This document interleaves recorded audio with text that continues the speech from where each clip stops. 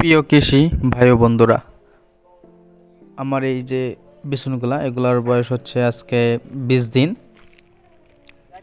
এটা জাত হচ্ছে জনকরাজ ধান। এখানে 1 কেজি বিচুন ফেলানো হয়েছে। আজকে 20-21 দিন বয়স হলো, কাগজ খোলা হইতেছে।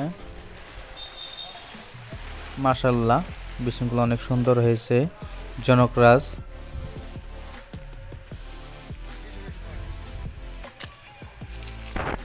আর এই পাশে হীরা 2 1 কেজি ফেলানো হয়েছিল,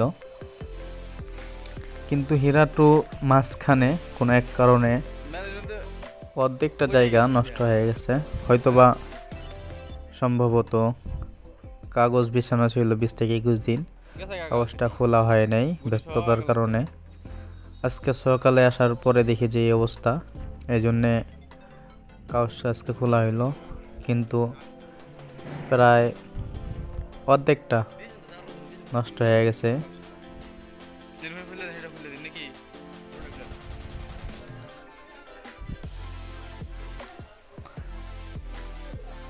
এই পাটের যে জনকরাজ ধান ফলানো হয়েছে, এটা আমাদের এদিকে 540 টাকা আমাদের বাজারে, স্থানীয় বাজারে নিয়েছে।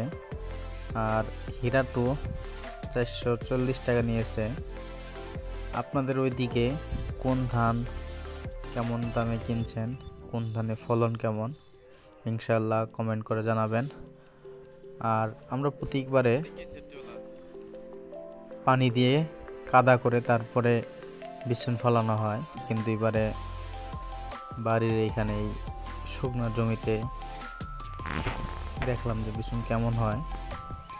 এখানেও মোটামুটি আলহামদুলিল্লাহ ভালো হয়েছে বিচুনগুলা,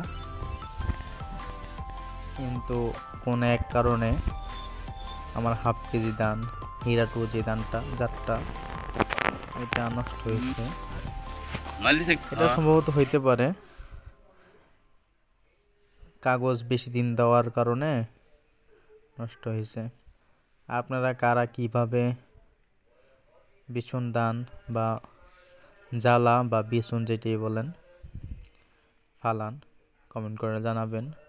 আর কে কি ধান চাষ করতেছেন, কোন জাত লাগাইতেছেন, কেমন ফলন হয়, ইনশাল্লাহ শেয়ার করবেন।